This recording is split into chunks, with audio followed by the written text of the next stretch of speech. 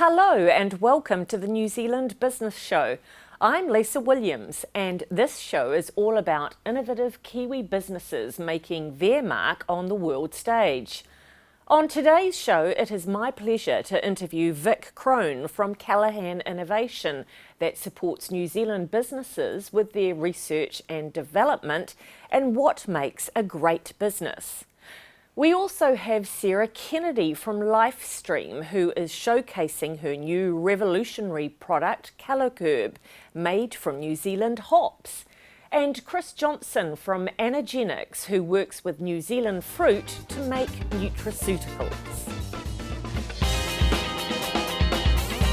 And joining me now on the program is Vic Crone. She's the Chief Executive of Callaghan Innovation. Welcome to the show, Vic. Thank you. So tell me, what's been going on at Callaghan Innovation? Well, there's a lot that's been going on at Callaghan Innovation. We are really lucky enough to work with around 2,500 businesses across New Zealand who are doing amazing things with technology and innovation. So we're very passionate about supporting their journey, connecting them to the capability they need to accelerate their business growth. There's a lot happening in the government space with the announcements around the now confirmed R&D tax credits. So we're gearing up in our work to be able to support that. So that's more companies who will be able to do research and development, which is a great thing for our country. So what do the tax credits actually mean for business? It essentially means that businesses will be able to now get 15 cents out of the dollar in regards to a refund for research and development work. So at the moment the mechanism is around grants. So that will be replaced, and the amount of investment that the government puts into it is going to increase as well. So essentially more businesses will be able to access government funding from R&D via this scheme, and we're really looking forward to working with those businesses in regards to helping them understand some of the technology. We do a lot of work challenging them around, are they thinking big enough, are they thinking globally enough, working with NZTE on that. And of course we have a couple of hundred scientists and engineers ourselves who can also help with, taking their idea to a pilot product and then taking it right through to market by using our skills and our capability and our equipment. So you say 2,500 roughly businesses that work with you. Yes. How do we compare on the world stage with the whole R&D and being innovative and showcasing New Zealand to the world? Well, let's start with the good stuff. So the good stuff is that we have amazing ideas in our country, and last year I talked to a couple of hundred businesses, and there is no doubt that we have incredible ideas, and we are very resourceful in terms of how we get those ideas up and running compared to other countries that have a lot more resources and capabilities and funding than we do. Where we fall down though is we simply don't have enough of it. So in terms of research and development R&D, we're well behind the OECD, and that's what the tax credits are about, is lifting our position in regards to that. And in regards to the actual understanding of technology coming through, our small businesses are also behind on that. So when you look at all the international comparisons, to the Asia Pacific market or to Australia or even to the UK, our businesses are not adopting either digital or new technology fast enough. So that's artificial intelligence, robotics, 3D printing, drones, things like that. So we've got quite a way to go in that space. And I think part of that is because we're isolated, so we don't see how fast the world is moving. Part of it is we are seeing an increase in businesses competing globally, and as we see more of that, we'll be much more connected to these global markets and the pace they're moving at. What sectors do you think are a standout? Yeah, well, there's no doubt that the digital sector is on fire. So there's, we're seeing phenomenal growth in SaaS companies. There's also no doubt that manufacturing is doing some really innovative things in terms of advanced manufacturing, bringing robotics into supply chain, bringing artificial intelligence into it as well. And we've got a bit of activity happening in the drone sector. So Dotterel, which is one of the companies that came through a C Prize we ran a few years ago, doing phenomenal things and got really good growth and trajectory on the world stage. However, we need more. And we've got some real challenges. As an economy, we rely on agriculture and tourism. In the tourism space globally, with organisations starting to apply virtual reality. So, no longer do you just go to a website and, say, well, shall I go visit there? But you'll be able to have a augmented reality experience of what it's like. And that's what we'll be competing with for tourism. So the game's changing very fast for many industries. So what do you think the challenges are for you to really lead the charge and get these businesses inspired and support them? Yeah, so we've been doing a lot of work on our 5-year strategy to understand, well, where is technology going and what role do we play? There's many others in the ecosystem. We call it the innovation ecosystem. Many other players that we work with. We already know that we are providing some pretty good services, like our net promoter scores are pretty good actually, really encouraging. So for us, it's about how do we scale that effort more. So how do we give businesses real clarity on how we can help them? And that is, we basically do a few things, which is to help activate demand for innovation. We help connect them to the capability and resources they need. We provide programs around, well, what is happening in terms of technology? How do I manage my IP? How do I bring in lean process improvement? Things like that. And then we also do international delegations where we'll take, we took a big chunk of SaaS software as a service companies up to SASTRA in America, which is a phenomenal conference, and they just get exposed to a whole other world. So we work with NZT a lot on that.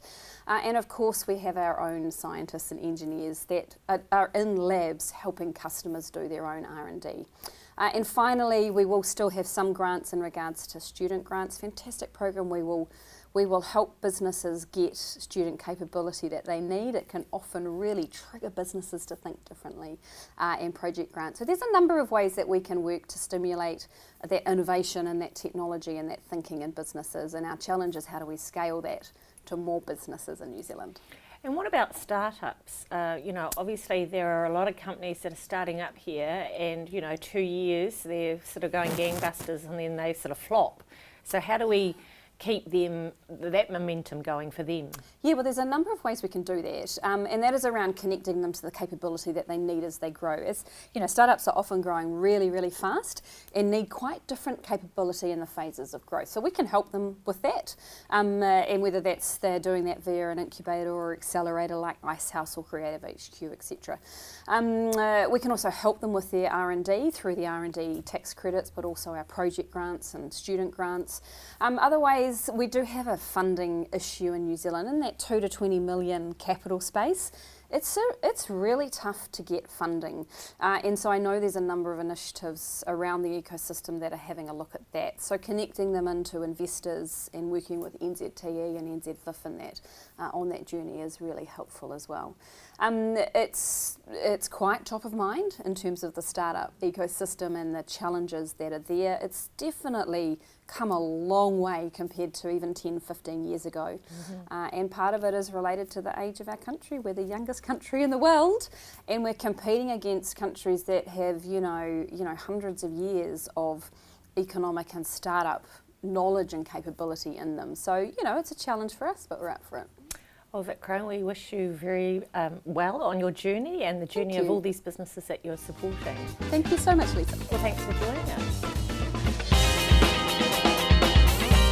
And joining me now in the studio is Sarah Kennedy, who is the Managing Director of Lifestream. Thank you for joining us today, Sarah. Thank you, Lisa. It's lovely to be here today. Thank you. So maybe you could start off by telling us a little bit about Lifestream. So Lifestream is a 40-year-old brand, a New Zealand brand. It's powerful nutrition from plants. So it is a health and wellbeing company that specialises in plant-based supplements. So our heritage products are things like spirulina and aloe. In fact, we were the first to bring spirulina to New Zealand 40 years ago. And spirulina, of course, was such an amazing product back then, and now they have spirulina drinks and smoothies. Yeah, it's an extraordinary product. It is actually your absolute superfood, it contains absolutely every nutrient and protein in the world. And of course, the great thing is it's grown under the sun. So, we're not using a lot of water, we're not using it, it's hugely sustainable. So all this algae growth is actually coming back in. All very in vogue. Very in vogue, and will continue to be so. Particularly 1 in 3 millennials are what we call flexitarian or vegetarianism. So flexi, they're not eating so much meat and very much plant-based, all right through to vegetarian. Okay, so obviously Lifestream, long history, very much into that whole plant area and nutrients and high and health, and now you've sort of invested in a new product. Can you tell me a bit about that? Yeah, absolutely. So it really fits in the ethos behind Lifestream. About 2 years ago, one of our largest Crown Research Institutes, Plant and Food Research, came to me with this amazing extract. Now, how the extract had arisen was 6 years ago, they had been given an MBIE grant to investigate the hypothesis that they had that you could stimulate the upper intestine to release satiety hormones, which would reduce your appetite. Now, how they came up with a hypothesis is quite interesting. Bitter foods has been known for a long time to reduce satiation, which is why in the Kalahari Desert, tribesmen actually chewed very bitter berries, so they could run around the desert for a long time without eating. So this was their hypothesis. So what they did was they actually tested 900 different plants in New Zealand, and they did this by a series of in vivo trials looking at endocrine cell release. All a bit complicated, but they did 900, and then they came up with this one extract which they named a marisate, that comes from a particular hops variety. So hops being what goes into beer, but this is a particularly plant-bred variety here in New Zealand, and they named that a marisate. Now that was their eureka moment, because this could stimulate these enteroendocrinal cells to release these satiation hormones, or these satiation peptides. From this, with this wonderful looking extract, they then did a clinical trial which actually showed that it reduced a person's appetite by 20%, or reduced the calorie intake by 20%, and that was in a double-blind gold standard clinical trial. So they had this overwhelming body of evidence from this MBIE, and then they were looking to how they commercialised it. Okay. So they came to us at Lifestream, and that became our 2-year journey to develop Callaghan. So you're telling me that it obviously comes from hops, which is what, Nelson Motueka area? Yeah, so it comes from these incredible, a specific variety of hops, which is actually only bred in New Zealand. And yeah, it's the same thing that goes into beer, but we're not going to get a beer belly with this one. So yeah, and in fact, guys love this product because if they get a slight reflux, it feels like a beer burp, or it tastes like a beer burp. So they say it's like a good IPA. Right. So very popular with the guys. Okay, but obviously the whole idea of it is to reduce the appetite. Yeah, so it's an appetite suppressant. It's only made with 3 things. It's made with this variety of hops, or extract of hops. It's made with canola oil, and it's made with a tiny bit of rosemary, which is used as a preservative or an antioxidant in there. But what this does is it's in a special patented capsule which releases in the upper intestine, which stimulate these enteroendocrine cells, or let's just say cells in your upper, which go to your brain and say, hey, stop eating, you're full. Right. It's very natural. This actually happens every time you eat a meal, but it's usually about 40 minutes after you eat a meal. And you go, oh God, I wish I hadn't eaten that much. But this actually happens beforehand. So you'll still be hungry and you'll still eat. You just won't eat as much. Right, so what is the market for this? The market for this, well, 16% of the world, the total world, is obese at this point. Right. But of course there's many countries where it's varying over 40%. So the largest market in the world is the US, and just the market alone is $5.9 billion for weight management products. Of that, just supplements like this or pills like this are $2.1 billion. Wow. And there are 280 million Americans that are overweight, and of that 77 million are actively trying to lose weight, or manage their weight. So that's the market. That's always been our largest target market, but of course there's many other markets in the world. So that's a captive market, but obviously the idea of the fact that it's New Zealand grown, here that you've developed it, the research has come from New Zealand, so it's pure, I guess, New Zealand ink, but with the view of exporting it internationally to these countries that have this obese problem. Yeah, look, it was totally always about developing and using our technology in New Zealand. We have the skills and capability to take this sort of technology and market it offshore versus just selling it off overseas. So we put together a world-class team which consisted of our plant and food, ourselves, a digital agency called Little Giant, a PR agency called PPR, NZT assisted us, as did New Zealand Hops. We put this team together to say we could take this globally. We in fact grow the extract here in New Zealand. We grow the plant and we extract it here in New Zealand, but we actually send the extract to America because there's only one place in the world where we can make these special capsules where we can actually put the extract in the capsule and the capsule goes to the right place in your stomach. So we actually grow the extract here, we own the technology, but we make the capsule in America. Wow, and then it comes back here before it gets exported, or? No, well if it's going to be sold in America, we actually bottle it and send it out in America. Yeah. If it's been sold here in New Zealand, we bring the capsules back to New Zealand, we bottle it and send it out here. Similarly, we're launching in China, yeah. But we will bottle and box here in New Zealand for China. So it depends on what market you're looking at around the world to what we do. But the extract is certainly growing here in New Zealand. So what sort of revenue do you think you can gain from this product? Well, as I said, the market size for just these supplement products in the US is 2.1 billion. So, you take 10% of that market, it's 210 million. Yeah. You take 5%, it's 100 million. We've budgeted about 47 million in the next 4 years, so we're saying at this point only 5%. But this is a world first. There is no other natural product in the world at this time that will activate this, what we term the bitter brake, to release these hormones. There are pharmaceutical products, but those are very expensive, and there are a number of side effects with them. Namely, they can damage the aortic valves. So that was going to be my next question, and that is, what is the recommended retail price for this product? So in New Zealand, it's $59.95, which is for a month's supply. Right. So it's less than a cup of coffee a day. Yeah. In fact, you won't want a cup of coffee after you've had it. Yeah. So you only want the muffin. Yeah. So it is $59.95. It's been on the market here in New Zealand over 4 months. It is already the #1 weight management supplement in New Zealand by a long way. We're just getting the most moving emails and responses back from people just saying, it's just, it's given me back control in my life. It's reconnected my head and my stomach. I now have this control. I'm showing good eating patterns for my children.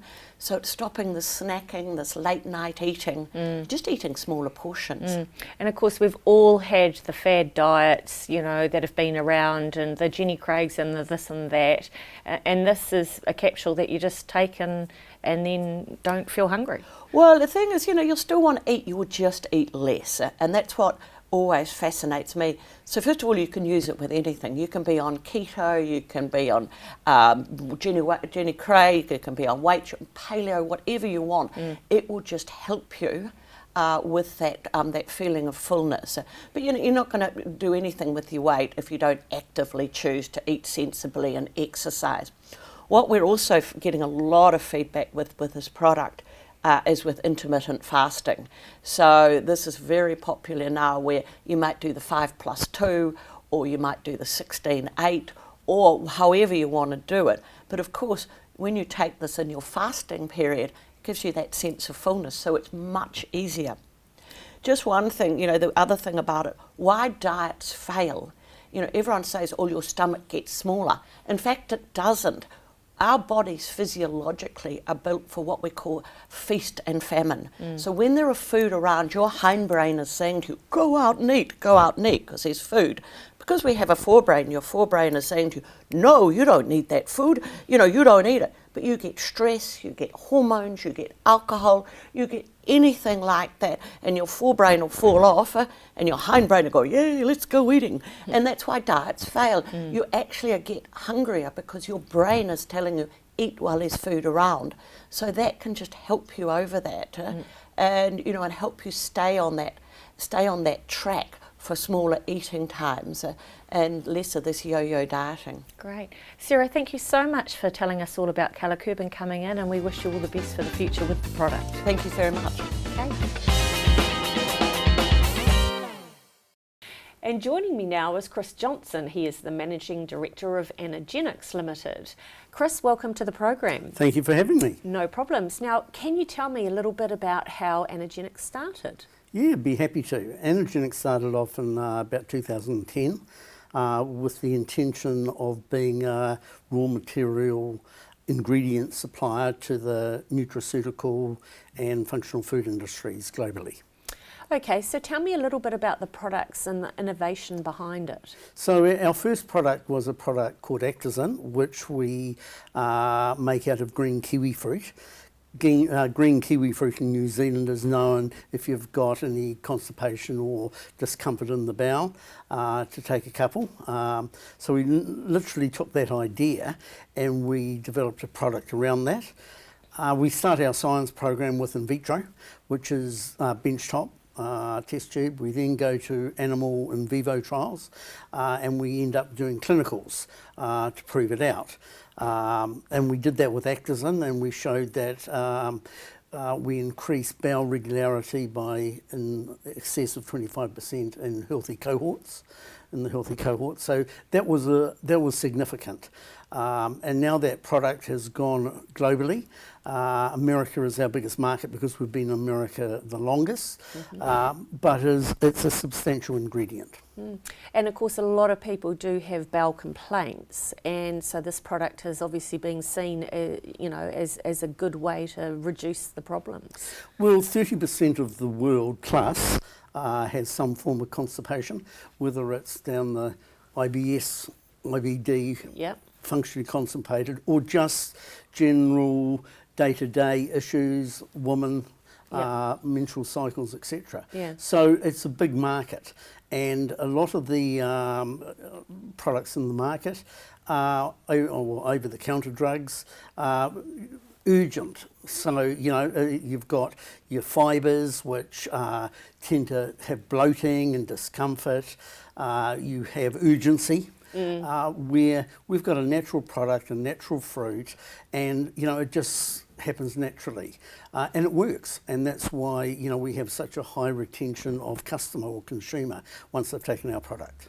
So you mentioned obviously quite a high demand in the US market. Where else globally are you finding your products are being introduced? Well, Asia is really our next biggest market. We're doing very well in Asia generally. China, we struggled in China for 2.5, 3 years. I was up there most years, and 3 or 4 times a year, and we didn't really get a foothold in there. However, we this year opened up Anagenics China with some China partners that are very well known in the industry, and that has really leveraged our products into the China market. China is all about knowing the people, the networks, and a New Zealand company, certainly a small one like Anagenics, struggles to get that continuity of networks without a partner up there. So Chris, can you tell me about some of the other products that you've got in your range? Yes, not a problem. We've got another product out of kiwi fruit. Actazin is with the green kiwi fruit, the Hayward variety. The Livox product is out of the gold kiwi fruit.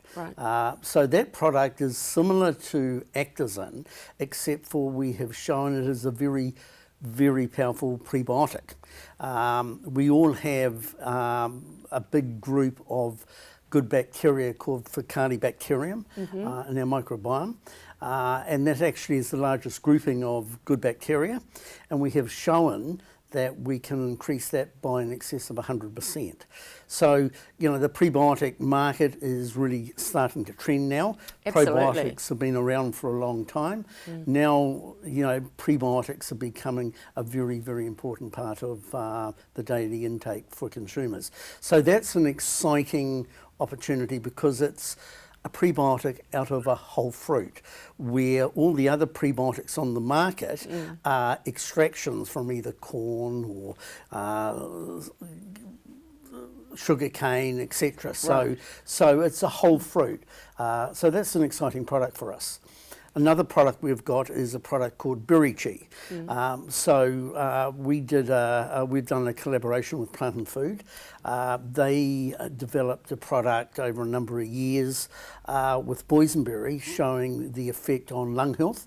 We have taken that and we have added other products into the formulation, and we have continued the science with Plant and Food, and we have shown that we can bring unhealthy lungs caused by pollution and other kind of external factors back to almost normal.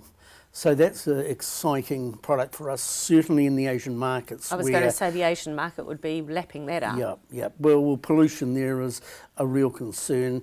Mothers with children are very concerned. It's probably one of the biggest markets for smokers, and we think it can have some effect on smoking. So that's an exciting product. So tell me, obviously your market is a huge market, but it's also a very competitive market. How do you stay on top of things? We have to differentiate ourselves. We spend a lot of time. It's silly doing the same things what everybody else is doing. It just becomes a price war then. It demarginalises your products. So we go out and we build science around our products, and we come up with a different concept or a different idea, and we build efficacy around that. So the consumer, at the end of the day, feels comfort that the science has been done, there have been clinicals and shown results.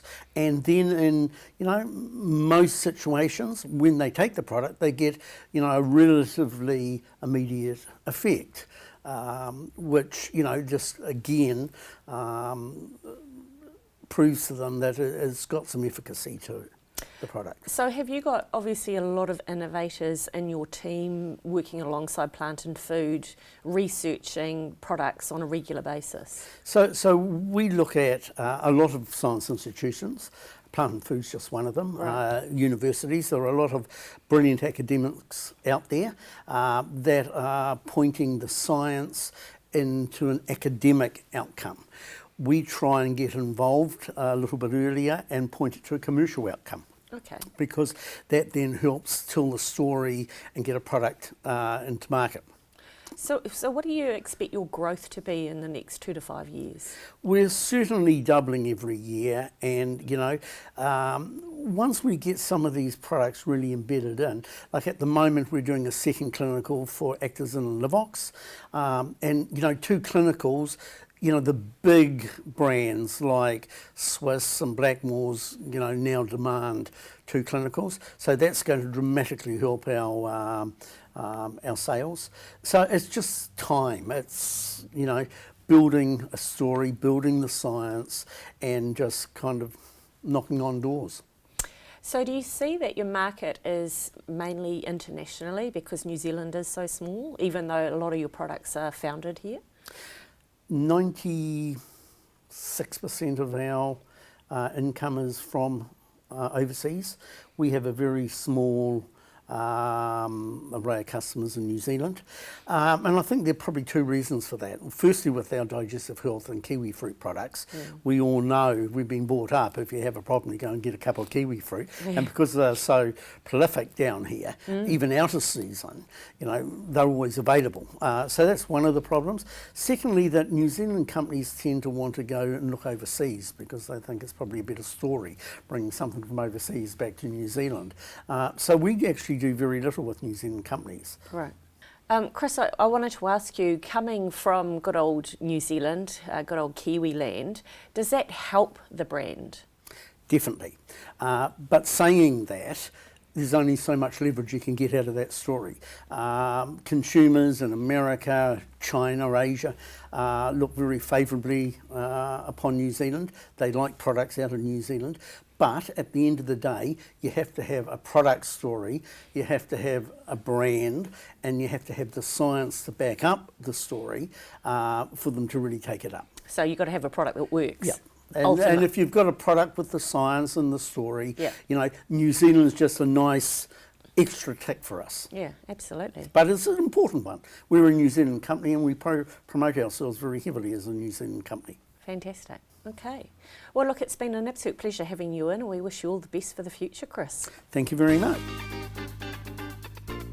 Isn't it great to see the level of innovation underway in New Zealand businesses?